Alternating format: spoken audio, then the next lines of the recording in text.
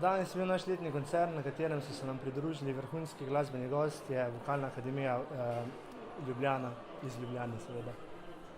Ja, super je bilo, v bistvu je bil to zdaj res zaključek ene zelo naporne sezone po 2 tekmovanjih in mnogih pripravah, tako da smo še to zdaj stisnili, malo je bilo vroče, ker je bila tudi polna dvorana, kar je vedno dobro, tako da ja, na splošno z obiskom, za izvedbo vsega zelo zadovoljni. Ja, sigurno.